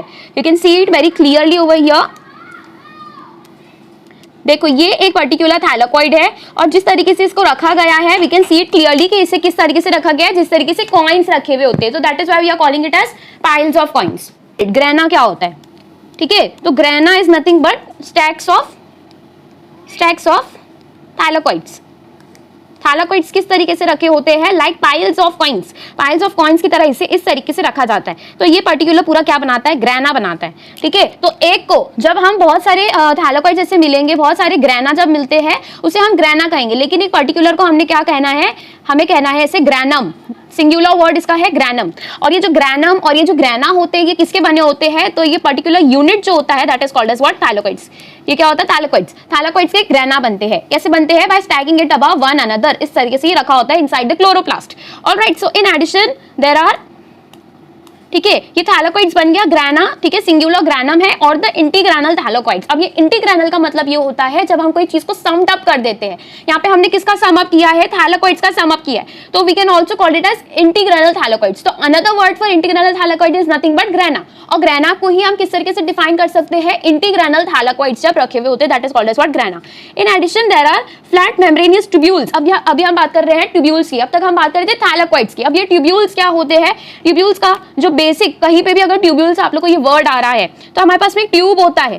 ट्यूब कैसा होता है, थोड़ा सा ब्रॉड होता है। जब इसी का एकदम छोटा सा पार्ट हम देखते, मतलब ये कोई पर्टिकुलर मोटा ट्यूब है, जब हम छोटी पतली कोई ट्यूब देखते हैं, अगर बहुत ही छोटी सी कोई ट्यूब होती है that is called as what, tubules. जैसे कि यू रिमेंबर ह्यूमन फिजियोलॉजी में ब्लड वाला जो ब्लड सर्कुलेशन वाला चैप्टर है, we have read there arteries होती है और फिर लास्ट में वी हैव आर्टीरियोल्स। आर्टीरियोल्स कैसे, ये अगर ये आर्टरीज है, ये एक आर्टरी है, ये एक मोटी आर्टरी है, और ये आर्टरी ऊपर जाके आयोटा बनती है। तो सबसे मोटा वाला जो ट्यूब होता है that is called as aorta. फिर उससे पतली वाली जो सब जगह हमको मिलती है वो आर्टरीज होती है, और जो एक्चुअल में ब्लड का ट्रांसफर कर रही होती है, फाइनल कनेक्शन में होती है वो with the inside of the tissue, वो होती है आर्टीरियोल्स। तो ये हो जाता है क्या, आर्टीरियोल्स, दिस इज आर्टीरियोल्स। तो जो सबसे पतली वाली ट्यूब्स होती है उसे हम ट्यूब्यूल्स बोलते हैं। सबसे पहले आता है मोटा सा ट्यूब, उसके बाद में आते हैं नॉर्मल ट्यूब्स जिसको हमने कहा है आर्टरीज, तो उसके बाद में क्या आती है, फाइनल में आर्टीरियोल्स आती है। तो उसी तरीके से ट्यूब्यूल्स आते हैं। तो ट्यूब्यूल्स बेसिकली क्या होते हैं, ट्यूब्यूल्स आर द, ठीक है, थिनेस्ट ट्यूब्स को हम क्या कहेंगे, ट्यूब्यूल्स कहेंगे। थिनेस्ट होती है, बहुत ही स्मॉल होती है, so it is very small, इसको हम कहते हैं ट्यूब्यूल्स। अब ये स्ट्रोमल लैमेले इसका नाम बताया गया है, ठीक है, you can see it very clearly over here, कैसे हम क्या कहते हैं, stromal लैमेले।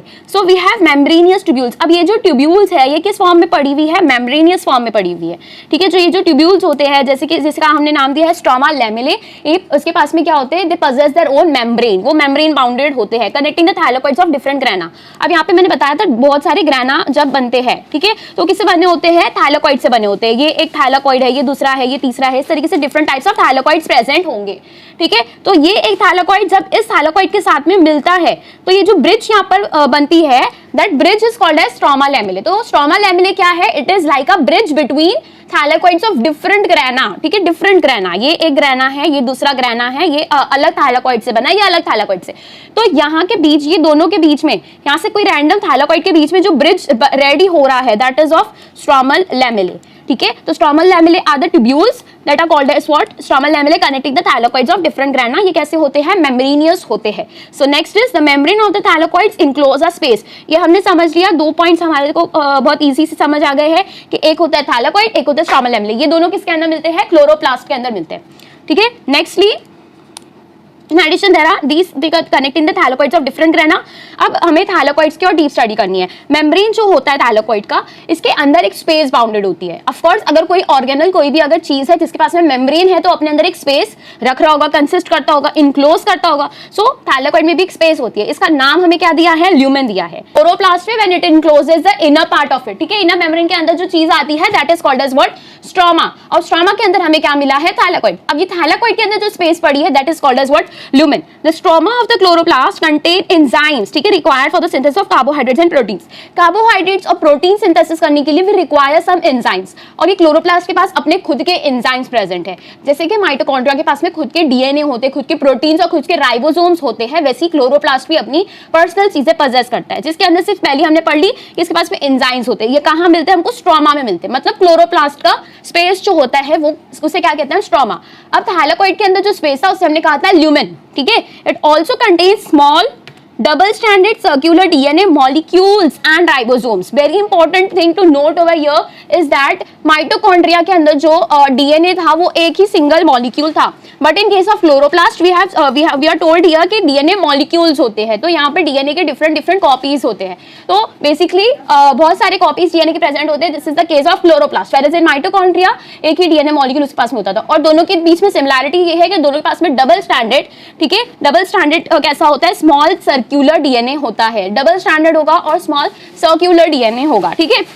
DNA molecules and ribosomes. Chlorophyll pigments कहाँ प्रेजेंट होते हैं? दे आर प्रेजेंट इन थाइलाकोइड्स। थाइलाकोइड्स जो अभी हमने पढ़ी जिसके अंदर क्या स्पेस होती है? ल्यूमेन होता है, ठीक है। That lumen possess what? Chlorophyll pigments. तो क्लोरोफिल पिगमेंट्स एग्जैक्टली कहाँ प्रेजेंट होते हैं? थाइलाकोइड्स के ल्यूमेन के अंदर। The ribosomes of the chloroplast are smaller 70s than the cytoplasmic ribosomes 80s, ठीक है। अभी क्लोरोप्लास्ट के पास में एक अपने खुद के राइबोसोम्स पजेस करता है। अब ये जो राइबोसोम्स होते हैं सब माइटोकॉन्ड्रिया हमने पढ़ा था कि माइटोकॉन्ड्रिया के अंदर भी कैसे राइबोसोम्स होते हैं? 70s होते हैं। और 70s किस में मिलते हैं? बेसिकली मोनेरा किंगडम में, जो कि प्रोकैरियोटिक सेल होता है। तो जो ऑर्गेनल्स होते हैं उनके पास में ठीक है लोअर वाले राइबोसोम्स होते हैं, मतलब 70s वाले होते हैं। Whereas in case of eukaryotic cell cytoplasm की बात करें तो वहाँ पे 80s राइबोसोम होता है, ठीक है। तो 80s राइबोसोम अपने को डेफिनेटली यूकैरियोटिक सेल के साइटोप्लाज्म में मिलेगा, लेकिन जो ऑर्गेनल्स अपने पर्सनल राइबोसोम्स पजेस करते हैं, that is the example of mitochondria and chloroplast. उनके पास में कैसे राइबोसोम्स होंगे? एक 70s होगा और ठीक है क्लोरोप्लास्ट में भी कैसा होगा? 70s होगा, ठीक है। तो 70s जो होता है वो किस में मिलता है? यूजुअली प्रोकैरियोटिक सेल में मिलता है। तो जो ऑर्गेनल्स होते हैं वो प्रोकैरियोटिक सेल वाले राइबोसोम्स अपने अंदर पजेस करते हैं, लेकिन जो बेसिकली साइटोप्लाज्म होता है यूकैरियोटिक सेल में, वो उसके पास में कैसे राइबोसोम्स होते हैं? 80s होते हैं। Now this is very clear. यहाँ साइटोप्लाज्मिक राइबोसोम्स कैसे है? 80s। और जो क्लोरोप्लास्ट और माइटोकॉन्ड्रिया के अंदर हमने पढ़े वो कौन से वाले थे? 70s वाले थे, ठीक है। Nextly we have ribosomes. Ribosomes ही हमारा नेक्स्ट टॉपिक है। Let's see what it contains. Ribosomes are the granular structures first observed under the electron microscope as dense particles by George Pallet. Very easy. George Pallet एक scientist का नाम है, okay. अब ribosomes को किस तरीके से डिफाइन किया गया है? इसका कोई भी एक पर्टिकुलर शेप नहीं है, ठीक है। कोई भी पर्टिकुलर इसका शेप नहीं बताया गया, सबसे पहली इंपॉर्टेंट चीज, ठीक है। ये बहुत ही सिंपल भाषा में लिखा हुआ है कि ग्रेन्युलर स्ट्रक्चर्स है। अगर आप इसको अंडर इलेक्ट्रॉन माइक्रोस्कोप देखोगे तो बहुत ही शॉर्ट, बहुत ही छोटे, बहुत ही स्मॉल साइज्ड होते हैं ये, और वो बहुत ग्रेन्युलर मतलब ग्रेन्स की तरह दिख रहे हैं, ठीक है। सो स्मॉल ग्रेन्स की तरह दिखने वाले, ठीक है, ग्रेन्युलर स्ट्रक्चर्स को हम क्या कहते हैं? राइबोसोम्स कहते हैं। तो these are granular structures first observed under electron microscope. Basically ये दिखाई तो देंगे नहीं क्योंकि ये बहुत ज्यादा स्मॉल साइज होते हैं, और ये सिर्फ दो चीजों से बने होते हैं, एक होता है प्रोटीन्स और दूसरा होता है आरएनए, ठीक है। यहाँ पे लिखा है they are composed of ribonucleic acid, RNA और proteins, and they are not surrounded by any membrane, they are not membrane bound, ठीक है। मेम्ब्रेन बाउंड नहीं होते। These are called as what? Ribosomes. अब इसका काम क्या है? राइबोसोम्स जहां पर भी नाम आता है वहां पर समझो प्रोटीन सिंथेसिस होना ही है, because protein synthesis can not be done, it can not be accomplished without the presence of ribosomes. तो राइबोसोम्स का मेनली वर्क किधर होता है? प्रोटीन सिंथेसिस में होता है। और ये प्रोटीन सिंथेसिस कैसे कराते हैं? देखो इनके पास में प्रोटीन्स भी लगे होते हैं और इनके पास में आरएनएस भी होते हैं, ठीक है। तो ये राइबोसोम्स और टीआरएनए मिलाकर क्या बनाता है? बेसिकली ठीक है प्रोटीन सिंथेसिस करते। तो इनका मेन रोल मेजरली राइबोसोम्स का काम मिलेगा प्रोटीन सिंथेसिस में। और इसको किसने बताया था? ये डेंस पार्टिकल्स होते हैं, ठीक है। इसके अंदर ठीक है मटेरियल प्रेजेंट होता है, इसके अंदर कुछ ना कुछ, ठीक है, मैटर प्रेजेंट होगा। ये जो राइबोसोम बना है, ये जो स्ट्रक्चर बना है, this is the structure figure, we can see it clearly. ये पूरा राइबोसोम है। ये इसके दो यूनिट है, दो यूनिट से बना है, as we have learned in previous lectures as well.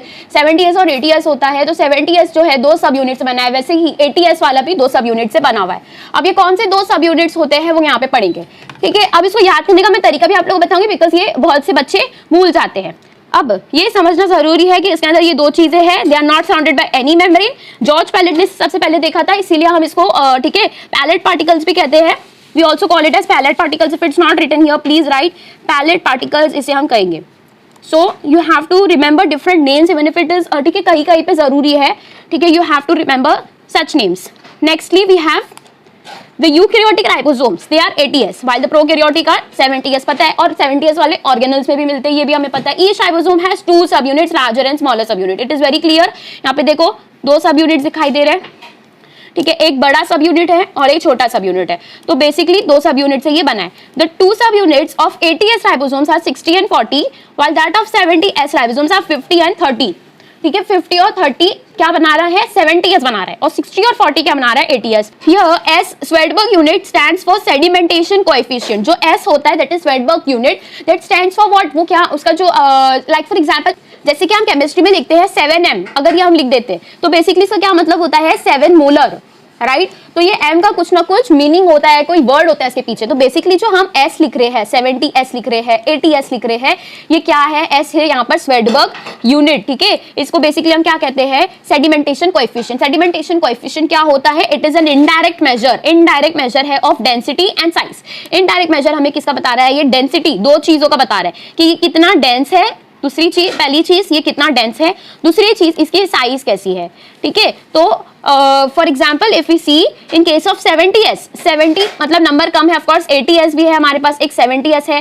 ठीक है, तो 70s वाला जो होगा उसका डेंसिटी और साइज को जब हम ठीक है एक तरीके से मेजर करेंगे तो इसका 70s आ रहा है, तो मतलब ये ज्यादा ये कम डेंस है as compare to 80s।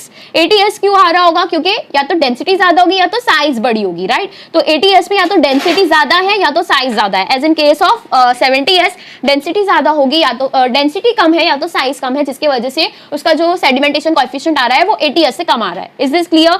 70s का जो है ठीक है डेंसिटी और साइज का जो कंपैरिजन है एज कंपेयर टू 80s कम होगा। ठीक है, that is why we are getting it as 70s, the two subunits of 80 and this is. ठीक है, अब ये याद कैसे करना है कि 80s कौन से सब यूनिट से बना है और 70s कौन से सब यूनिट से बना है। तो यहाँ पर देखो, इट स्टार्ट्स विद 30 और ये खत्म होगा 60 पे। ठीक है, कितने नंबर्स हमारे पास पे कहां से कहां तक, अरे 30 से 60। अब इसके बीच में कौन से नंबर्स आते हैं, 30 आता है, 40 आता है, 50 आता है और 60 आता है। We can write it clearly over here, right. तो 30 बन रहा है, 40 बन रहा है, 50 आएगा और 60 आएगा, करेक्ट। अब ये 30, 40, 50, 60 इसका क्या रोल है, 30 और 50 ये दो क्या है, ऑड नंबर है। 40 और 60 देखो, ऑड नहीं बता रही हूं मैं, 3 और 5 की बात कर रही हूँ। बेसिकली यहाँ पर हमारे पास पे 30 से 60 तक के चीजें आ रही है, 30 आ रहा है, 40 आ रहा है, 50 आ रहा है और 60 आ रहा है, बराबर है। अब ये 3 और 5 ये कैसे है, ऑड नंबर्स है। वैसे तो सारे ही इवन नंबर्स है, हम बात कर रहे हैं पहले डिजिट की, जो पहला यूनिट है यहाँ पर 3 और 5 ये कैसे है, ऑड नंबर्स है। तो 30 और 50 ये एक ग्रुप में जाएंगे।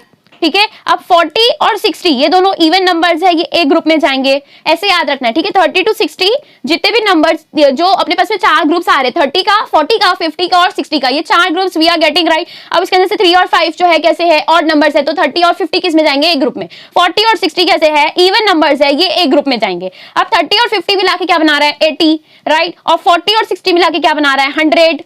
ठीक है, तो ये बड़ा नंबर बन रहा है, साफ क्लियरली देख रहे हो आप। ठीक है, 60 और 40 को मिला के बड़ा नंबर बन रहा है, तो क्लियरली यहाँ पर 80s दे दो। अब 50 और 30 को मिला के 80 बन रहा है, जो कि 100 से कम है, तो यहाँ पे क्या आ जाएगा, 70s। ठीक है, ये तो बहुत ही क्लियर है कि ये 30 का बना है 30s का, और ये जो 70s है बेसिकली वो 30 और 50s का बना है, जिसको जब हम मिला रहे हैं तो 70s बन रहा है। लेकिन यहाँ पर जो इसके यूनिट्स है उसकी साइज भी बड़ी है, 40 है और 60 है। तो बेसिकली जो फाइनल वाला अपने पास में राइबोसोम्स क्रिएट हो रहा है वो भी सादा स्वेडबर्ग यूनिट का होगा। इतना तो आप लोग को समझ, इतना तो अंदाजा आप लोग को लगना चाहिए। ठीक है, एक 30 है, एक 40 है, एक 50 है और एक 60 है। ठीक है, अगर आप लोग को बड़ा वाला राइबोसोम बनाना है, 80s बनाना है, तो 80s के केस में we have to get two subunits जो कि लार्जर साइज के हो। लार्जर साइज के हमारे पास में 40 है और 60 है, ये दोनों ही बिग साइज है। 30 और 50 ये दोनों स्मॉल साइज के हैं। और बेसिकली 30 के साथ में 40 या फिर 60 नहीं लगाना है, दूसरा कोई भी नहीं लगाना है। 30 के साथ में 50 आएगा, कैसे पता करोगे, ये दोनों ऑड नंबर वाले। 3 के साथ में 5, 4 के साथ में 6। ठीक है, you have to remember it in this way. वही यहाँ पर लिखा हुआ है क्लियरली। ठीक है, जो दो सब यूनिट होते हैं 80 के, 8 कैसा है, इवन नंबर है, तो इसके पास में 60 और 40 आएगा, जो कि दोनों कैसे होंगे, 6 और 4 दोनों ही इवन नंबर होंगे। While in that case of 70 7 कैसा है, यहाँ पर 7 is an odd number, we all know this. ठीक है, 7 कैसा है, ऑड नंबर है, तो इसके पास में 5 और 3 दोनों ही कैसे आएंगे, ऑड नंबर्स आएंगे। तो ये इसको याद करने का तरीका है। ठीक है, जैसे कि आप 50 और 60 रख दोगे 70s के लिए, या फिर 50 और 20 या फिर 50 और 40 रख दोगे, तो वैसे आप लोग को कोई भी ऑप्शंस नहीं लाने दिमाग में। ठीक है, कोई भी आएगा, कोई भी नंबर आएगा तो वो कैसा होगा, that will be odd number is in case of 70s। ठीक है, Svedberg unit that is the sedimentation coefficient. और सेडिमेंटेशन कोएफिशिएंट क्या होता है, it is an indirect measure of density and size.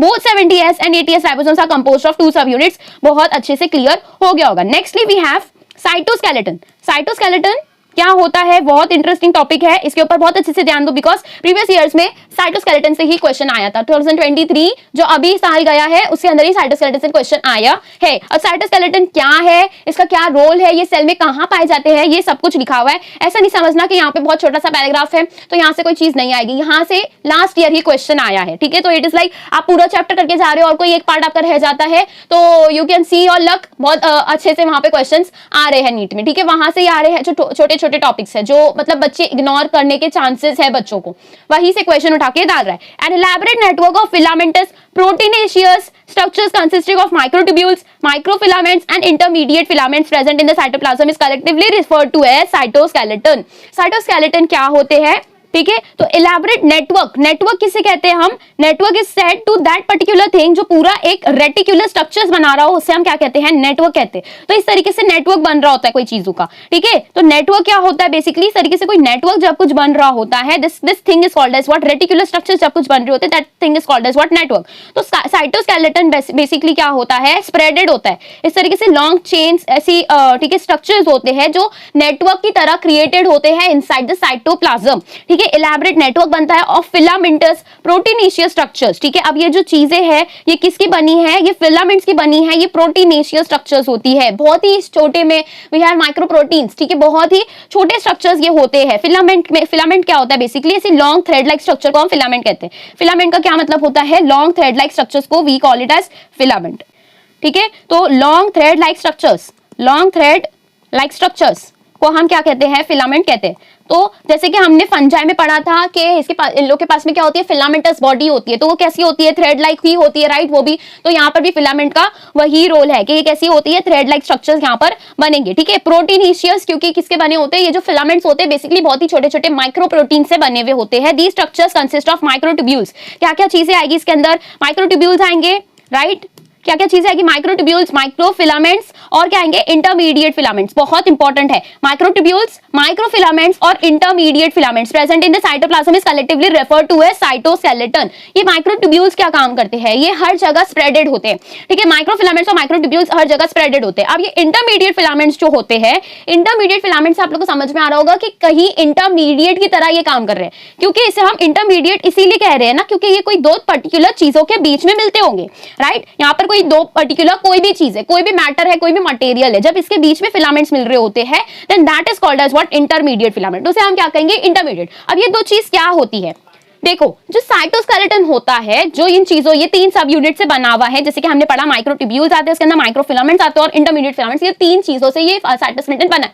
अब साइटोस्केलेटन का मेन रोल क्या होता है, ये सेल को शेप देता है, सेल को शेप प्रोवाइड करता है, ठीक है। सेल की मोटिलिटी डिसाइड करता है, ठीक है। सेल की मोटिलिटी में इसका काम होता है और एक जगह इसको ठीक है कंप्रेस करने से बचाता है, ठीक है, रेजिस्ट कंप्रेशन, ये इसके रोल्स है, ठीक है। I don't know if it is written in your text book और नॉट, लेकिन ये आप लोग को इसको एक फील, एक ठीक है समझने के लिए ये चीज आप लोग को जरूरी है कि साइटोस्केलेटन क्यों मिलते हैं साइटोप्लाज्म में, वो क्यों बिखरे हुए होते हैं, व्हाई देयर इज दिस ठीक है नेटवर्क लाइक स्ट्रक्चर्स, ठीक है, स्प्रेडेड इन द साइटोप्लाज्म, उसका क्या रोल है।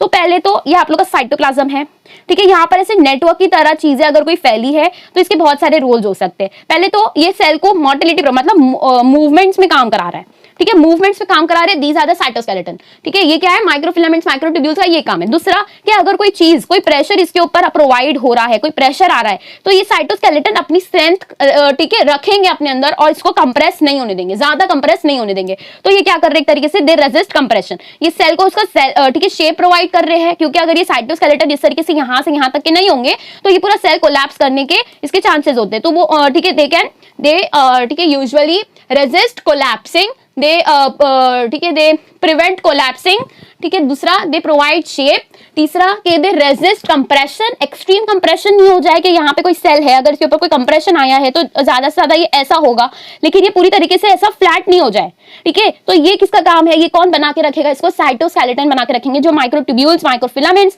और इंटरमीडिएट फिलामेंट से बने। अब ये जो इंटरमीडिएट फिलामेंट्स है ये दो चीजों के बीच में मिलते हैं, ये मैंने कहा, ठीक है। अब कैसे मिलते हैं ये समझो, जो सेल होता है इसके अंदर बहुत सारे ऑर्गेनल्स होते हैं, ये आप लोग को पता है, समझो यहाँ पे बहुत सारे ऑर्गेनल्स हैं, यहाँ पे न्यूक्लियस है, तो अभी कोई भी ऑर्गेनल कहीं पे भी भाग के नहीं निकल जाए, ठीक है, कहीं पे भी आउट ऑफ द स्टेट नहीं चले जाए। तो ये जो दो ऑर्गेनल्स होते हैं, ये सारे ऑर्गेनल्स को एक जगह पे बना के रखने का काम कौन कर रहा होता है? इंटरमीडिएट फिलामेंट्स कर रहे होते हैं। तो बेसिकली इंटरमीडिएट फिलामेंट्स सेल को शेप दे रहे हैं, उसको एक जगह एक पर्टिकुलर, ठीक है, शेप में रख रहे हैं, और जो ऑर्गेनल्स है उसको एक जगह कलेक्टिव फॉर्म में रखने का काम किसका है?